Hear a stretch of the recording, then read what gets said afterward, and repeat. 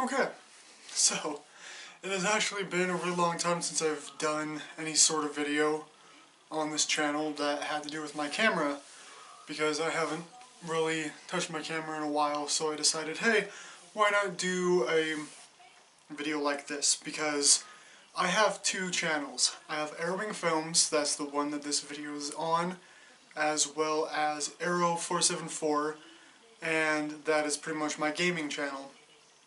In that I pretty much just make random gaming videos, because I'm a PC gamer and I play around on Steam a lot and I record with fraps, so I decide, hey, I'm gonna just make some random video.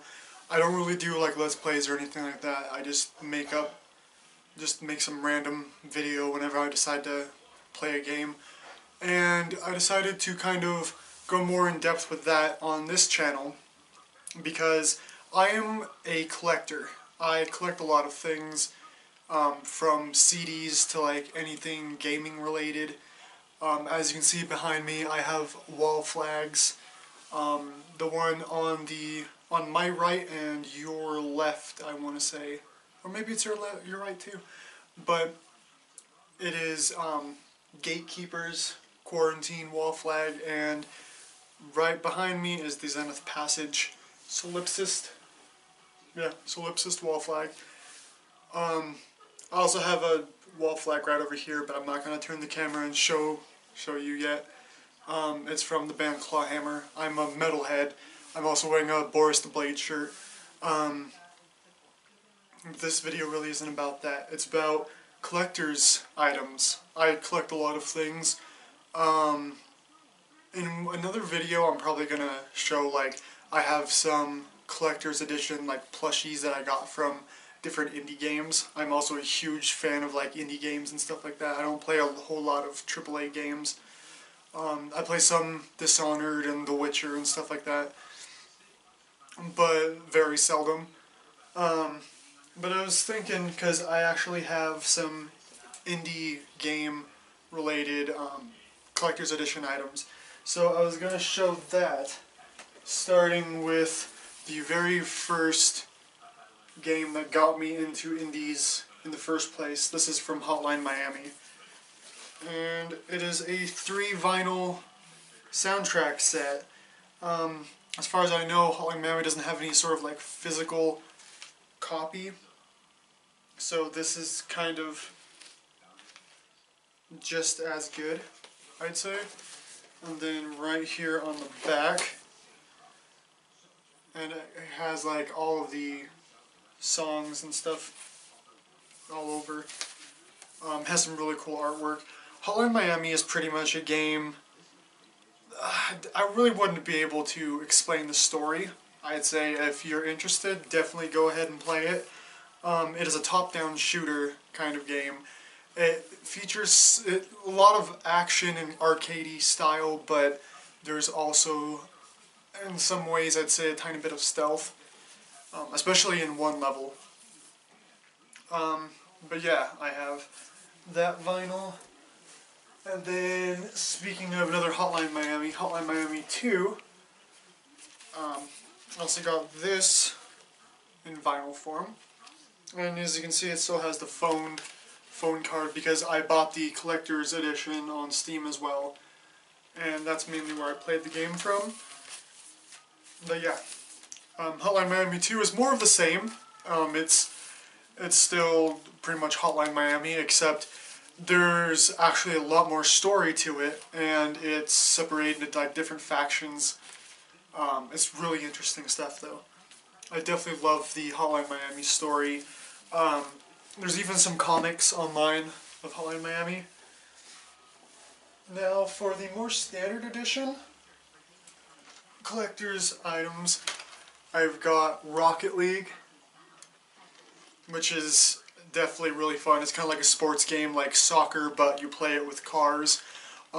It's mainly known for its online capabilities, but you can also play single player. There's actually a seasons mode where you can play like different teams, and you can pretty much play soccer but with cars. And there's a lot more items that have been added to the game since this collector's edition came out. I believe you can also play as the DeLorean from Back to the Future. So that was really cool. I really like this. Yeah, it's pretty much got like all of your standard stuff. I mean, it's a very standard edition. There's nothing like super big about this, except for the fact that there's a physical copy of it on PC. That's actually really cool. I like that. Another standard edition, Origami, which is a third-person stealth game where you play as a ninja by the name of Origami, and you have to go around killing things. And it's a game where you can like manipulate shadows, and you can, like, the levels are very open and there's different ways of killing enemies and stuff like that. This was really fun. I actually bought this from Amazon. Rocket League, I believe I got from Amazon as well. I actually saw one at GameStop, but I wasn't that into it at the time. And then when I started playing it on Steam, I was like, you know what? I think I'd really like a collector's item from Rocket League, and also from Origami. The studio's really awesome. As for the next item here, Retro City Rampage, which is a retro-styled, kind of Grand Theft Auto-esque open-world game that's in like retro 8-bit graphics, and it's really fun too. This is the kind of game that I've gotten addicted to the point where I beat it like 4 times. In all of its entirety, like every side mission and everything. There's tons you can do in it. There's also a free mode. You can actually replay different chapters and stuff like that in case like you really want to go back and try to do better. There's tons of different weapons and collectibles in the game. There's also a sequel being made called Shakedown Hawaii. That is what it's called.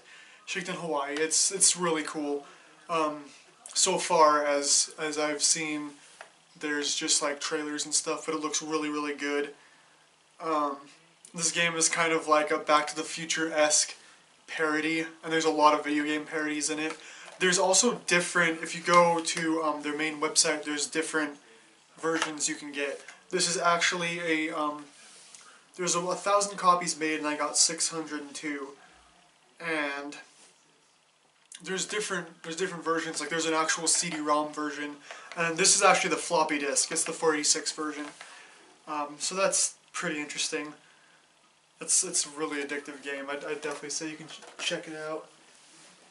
Next up, we've got Owlboy, which it's a standard version, but it's pretty incredible. It's still a collector's edition.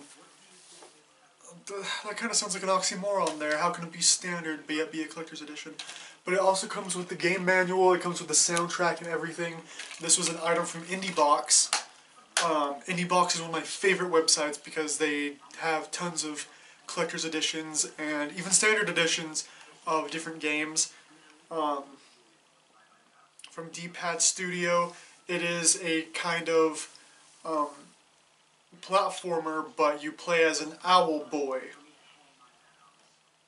pretty much, named Otis, and it has some sort of Zelda-esque style dungeons and stuff. There's tons of like puzzles, and there's different characters that you can end up picking up, and they're kind of like, you play as Otis who flies around, but there's different characters that you can actually pick up, and they're pretty much your weapon. Like, they have different guns and stuff and special abilities. And it's really interesting. I haven't quite beat this yet, but I've gotten pretty close. It's a really good game. I'd highly suggest you check this out. This will be like the last from like the cased editions, but Jopen, this is the collector's edition.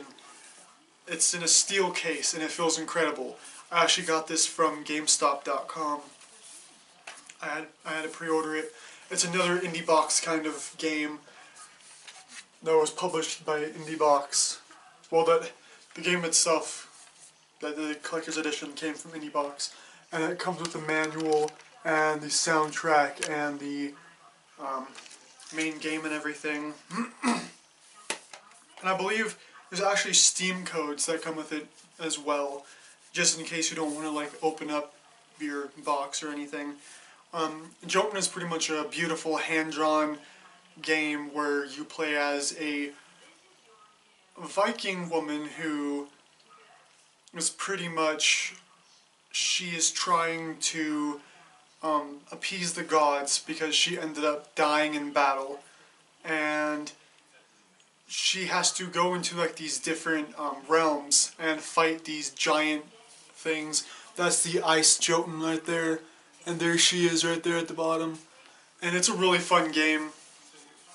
I haven't quite beat that one either. I've beaten like 2 out of the, I believe, 5. But it's highly addictive. It's really fun.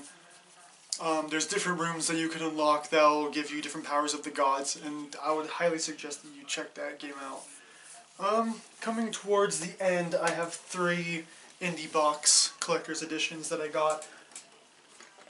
I'm probably going to open these up later and kind of do a little video on them. Because I kind of just want to do some more random videos. This is for Nuclear Throne.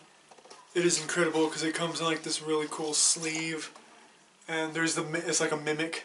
That's what the box is pretty much similar to. And the book is like, the manual is slipping out. It actually comes with some collectible figures and everything. And like a little maggot plushie. But I'm going to do another video on that soon, because there's still like 2 more items that I want to buy. And I'm going to do like a full video on like my collector's items when those get here. Yeah, Nuclear Throne is a roguelite game where everything is randomly generated. There are like 12, I believe. There's 12 different characters you can play as, and they all have like their own special abilities. The game is randomly generated, but you play it like in different levels, and you're supposed to try to get to the end, to the Nuclear Throne. There's tons of unlockables and everything. There's different skins that your characters can have. There's all sorts of weapons. There's like gold weapons that'll change the way that your character plays, and it's really fun. I especially like this collector's item. The next one is going to be Dust and Elysium Tale. It is a Metroidvania game where, if you're not familiar with Metroidvanias, they are pretty much like platformers. They're side-scrolling platformers, and they usually have a lot of backtracking. It's sort of like take an open world, but in like a more like side-scrolling platforming environment.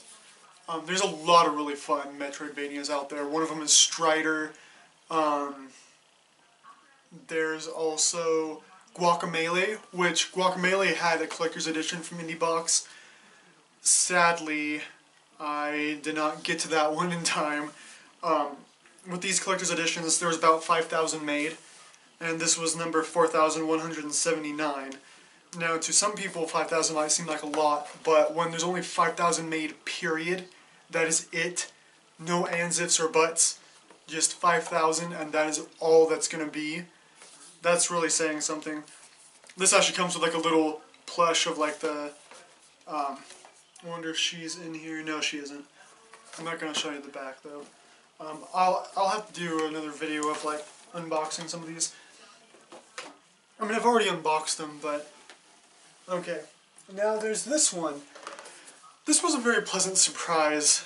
I can't remember when this was the collector's item. This is Halcyon 6, and it is a space simulation game, but done in like a pixel art style, which looks amazing. The soundtrack is amazing. The game itself is actually very fun, and it's still getting some updates too. Quite a few updates. And you basically have to take over this star base, and you there's like these aliens that end up invading and start wiping out different planets, and you have to try to protect them. And I was pleasantly surprised by this because I saw this game on Steam a long time ago. Well, I shouldn't really say a long time ago because it wasn't that long ago. But I always looked at it and I thought to myself, it looked interesting, but I was kind of like, you know, space simulation, not sure. I'm the kind of person who likes to sit down and finish a game within like maybe a couple days or so. This is one of those games that can take you a lot longer than that. But as soon as I got it from IndieBox, I decided to play it. It came with a Steam code, and I was very surprised that I absolutely fell in love with it. I just definitely check this game out if you have Steam. For the time being, it kind of looks like that's it so far. I mean, I still have some more PC physical editions, but this was mainly my indie collection. I might do another video of like some of the AAA games I have as well, but I'm a really big fan of supporting independent game developers, independent artists and bands even, so I'm also very heavily into like the music scene, and so I might end up doing some more videos of that stuff. Like these more improv-y videos where I just kind of sit in front of a camera and record. I don't really do jump cuts. I'm saying a lot. But yeah, I'm gonna head out now. Peace.